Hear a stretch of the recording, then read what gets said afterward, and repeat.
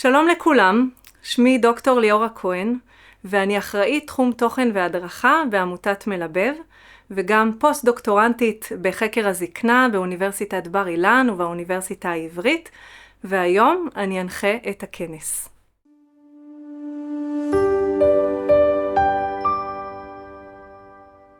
ליאת הויזמן היא עובדת סוציאלית, מנהלת מרכז היום של מלבב לאנשים עם ירידה קוגניטיבית ודמנציה בתלפיות. ליאת תדבר איתנו על החזרה של האדם עם דמנציה לשפת האם. מה משמעותה? כיצד זה נראה בתוך מרכז היום? היא גם תיתן לנו כלים להבין איך להשתמש בשפת האם כמשאב חשוב בתקשורת עם אנשים עם דמנציה. שלום, בונג'ור, בונג'ורנו, סלאם, הלו, יסס, מרחבה. ניחשתם נכון. היום נדבר על שפה. כשניגשתי לנושא, שאלתי את הצ'אט GPT איך אומרים באנגלית חיים של אמא, או כפרוני על הלחיים הסופגניות האלה, או דודה שרופה, חבל על הזמן, אין עלינו. הצ'אט ענה, אין ביטוי קבוע שמקביל בדיוק לביטוי זה. לא ממש מסתדר. אז למרות שאני שולטת בשפה האנגלית ברמת שפת אם, שפת האם האמיתית שלי, זו שדיברתי בה עם אמי, היא עברית.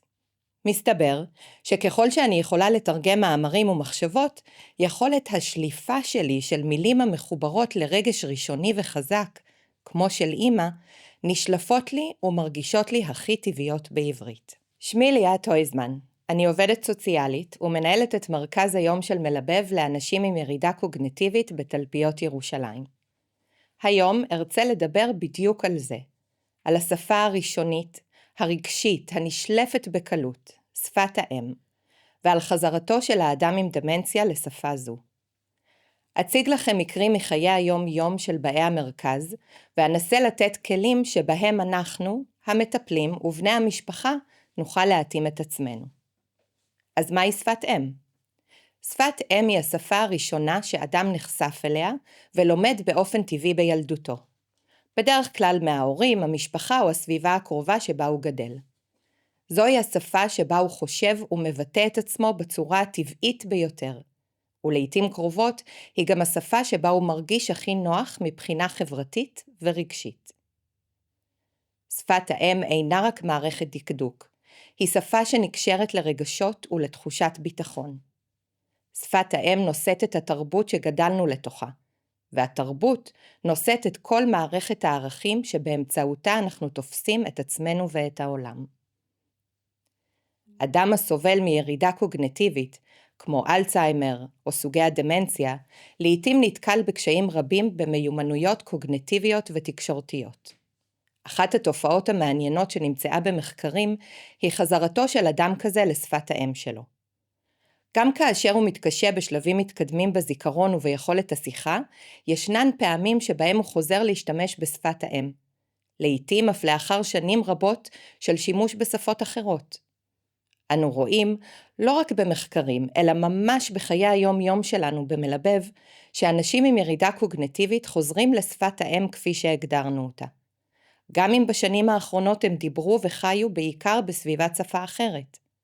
והחזרה היא לא רק בדיבור, אלא גם כתגובה לגירוי בשפת האם.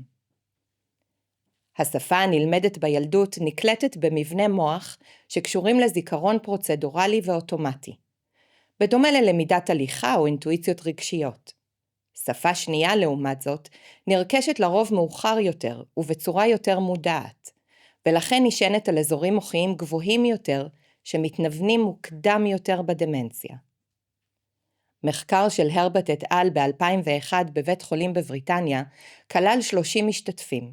כולם אנשים בגיל מבוגר, בערך בין 75 ל-80, מהם 15 חולים עם דמנציה מסוג אלצהיימר, ו-15 אנשים בריאים בקבוצת ביקורת. המשתתפים כללו גם דוברי אנגלית בלבד, וגם דוברי שפות נוספות, כמו צרפתית, איטלקית, ספרדית, גרמנית ויוונית.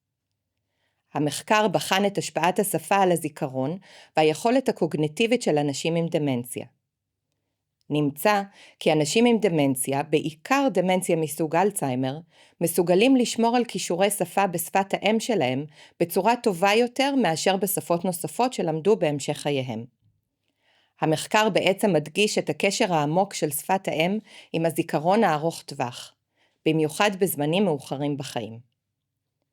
מחקר נוסף ב-2013 התמקד בהשפעה של שפות זרות על אנשים עם דמנציה, וראה כי שפת האם היא כלי חזק שיכול לשפר את מצב הרוח של האדם, להפחית תחושת חוסר ביטחון ולהקל על תהליך התקשורת.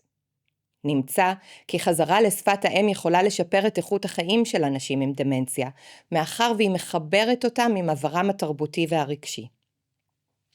כשהדמנציה מתקדמת, המשאבים הקוגניטיביים מצטמצמים, והשפה השנייה נהיית יקרה מדי לתחזוקה, לשליפה. כך למשל, גברת זרי ממרכז היום שלנו, דיברה איתנו אנגלית וקצת עברית כשהגיעה לראשונה לפני 4 שנים, למרות ששפת האם שלה היא צרפתית. היום, לאחר הידרדרות במצבה הקוגניטיבי, היא מדברת ומגיבה רק לצרפתית. גברת נינט כבר אינה מדברת, אך אנחנו יודעים שהיא חיה שנים בארצות הברית, ושם ניהלה את חייה באנגלית. בעלה פונה אליה באנגלית, וכך גם ילדיה, כשבקושי אפשר להוציא ממנה תגובה. אבל שמנו לב שכשמנגנים שירים בערבית, שפת אימה, תגובתה מיידית.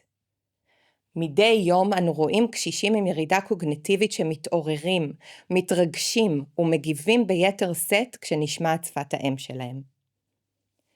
מאחר וחיבור רגשי כל כך מהותי, ותקשורת עם אדם עם דמנציה כל כך ייחודית, יש חשיבות רבה בשימוש בשפת האם.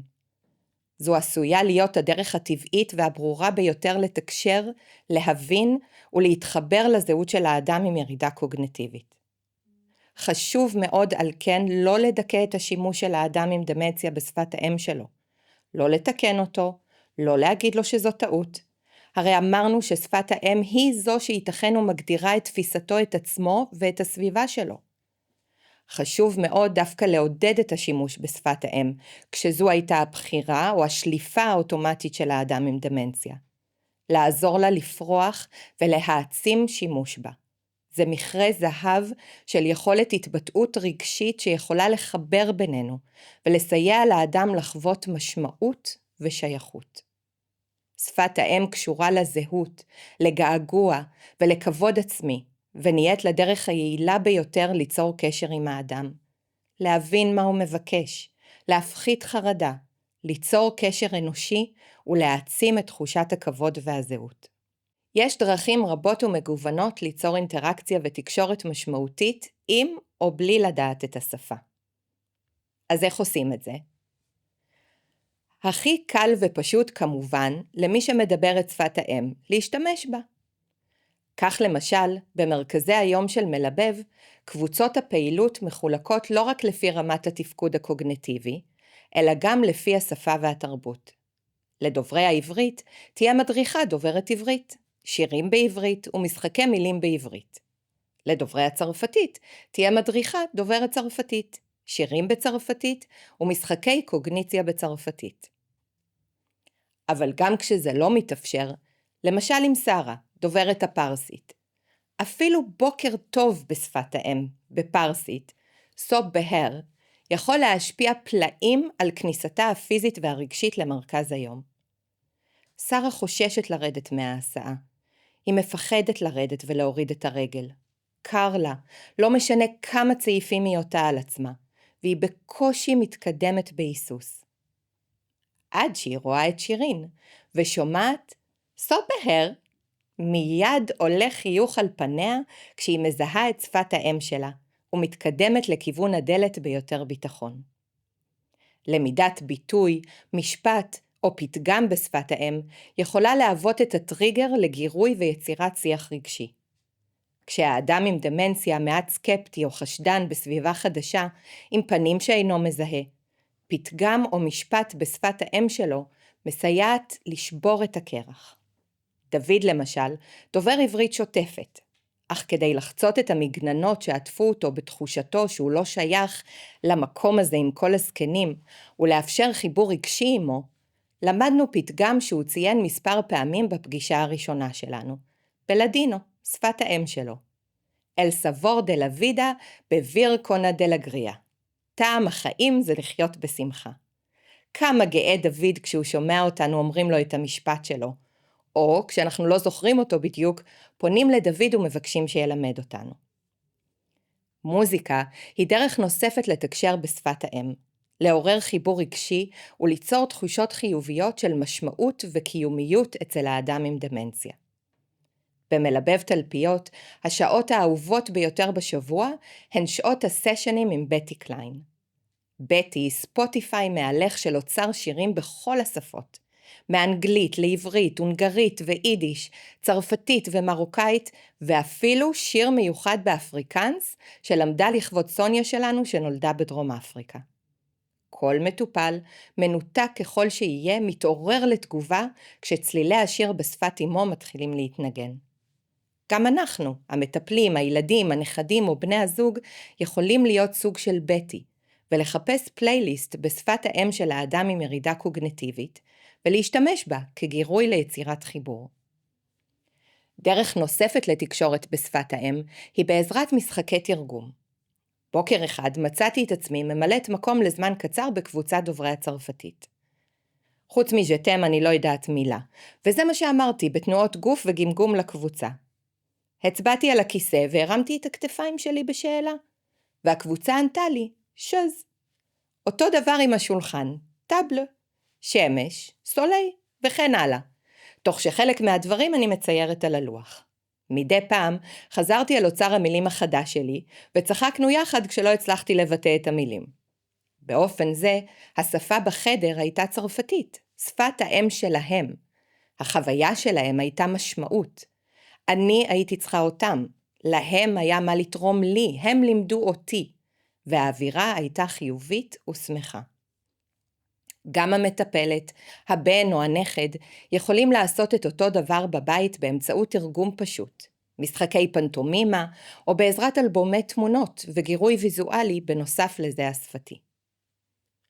למדנו ששפת אם היא השפה הראשונה שלמד אדם, השפה שהוא נחשף אליה בילדותו, ומעבר לכך, זו השפה בה הוא מרגיש את הקשר הרגשי והתרבותי העמוק ביותר. שפת האם לא רק שמשמשת לתקשורת, אלא גם כגורם מעצב לזהות האישית והחברתית של האדם. ראינו שאנשים המתמודדים עם ירידה קוגניטיבית חוזרים לעתים לשפת האם. שוחחנו על כמה סיבות שיכולות להסביר את החזרה, ואני רוצה לסכם אותם כדי להדגיש את עוצמתם. 1. החיבור הרגשי. שפת האם משדרגת את יכולת החיבור הרגשי של האדם עם סביבתו.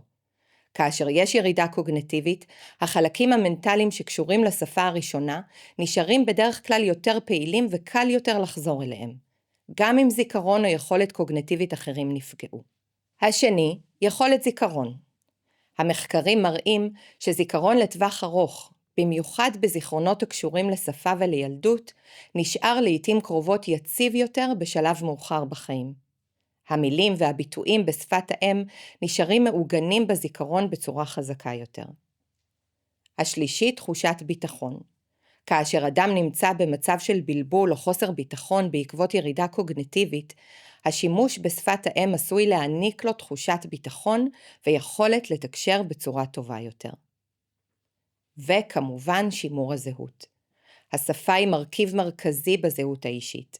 חזרת האדם לשפת האם מאפשרת לו לשמור על קשר עם עברו, עם זיכרונותיו ועם חלק מהותי מהזהות שלו. ישנה על כן חשיבות רבה לשימוש בשפת האם, וזאת על מנת לשפר את איכות חייו, לסייע לו להרגיש נוח, בטוח ונכון להביע רגשות ולשמור על קשר חיובי עם סביבתו. שימוש בשפת האם כאמור מגבירה את תחושת השייכות. אדם המשוחח בשפת האם שלו מרגיש חלק מקבוצה, מקהילה ומתרבות. השימוש מפחית את תחושת הניכור ומגביר את תחושת הקוהרנטיות. ולבסוף, שימוש בשפת האם גם מגביר יכולות קוגניטיביות אחרות, כמו זמן תגובה ויכולת ריכוז. שוחחנו על הדרכים לתקשר עם אדם בשפת האם. תנסו את זה, הקשבה פעילה, שימוש בשפה, שימוש במילים או ביטויים מוכרים, שימוש במשחקי תרגום, אמצעים ויזואליים ומוזיקה. השימוש בשפת האם עבור אדם עם ירידה קוגניטיבית אינה רק דרך תקשורת, אלא גם דרך לשמור על זהותו הרגשית והחברתית. חזרתו של אדם לשפת האם מהווה עדות לעומק הקשר שבין השפה והזיכרון, והיא יכולה לשפר את איכות חייו ולהפחית את תחושת הבלבול. על כן, חשוב להבין את המשמעות הגדולה של שפת האם ולנסות לתקשר עם אדם במצבים כאלה באופן שמכבד את השפה ומסייע לו לשמור על תחושת ביטחון וקשר עם סביבתו. תודה. Thank you. Merci. שוקרן. גרציה. שפת אם, כמו שליאת אומרת, היא לא רק השפה הראשונה שאנחנו לומדים, אלא גם השפה שנושאת את העולם הרגשי והתרבותי שלנו. ליאת מספרת כיצד באי מרכז היום מתעוררים, מתרגשים ומגיבים ביתר שאת כאשר נשמעת שפת האם שלהם. דוגמה עוצמתית במיוחד עבורי היא סיפורה של שרה, שמפחדת לרדת מההסעה, עד שהיא שומעת פנייה חמה ונלבבת בשפת האם שלה, ואז היא משתחררת מן הקיפאון שאחז בה, וצועדת לעבר מרכז היום בצעד בטוח יותר. גם כשאנחנו לא בקיאים בשפת האם, ליאת מתארת איך אפשר באמצעות מילים או ביטויים מוכרים, אמצעים חזותיים, מוזיקה, להשתמש בשפת האם כמשאב ליצירת קשר משמעותי עם אדם עם דמנציה. תודה רבה לליאת על דבריה.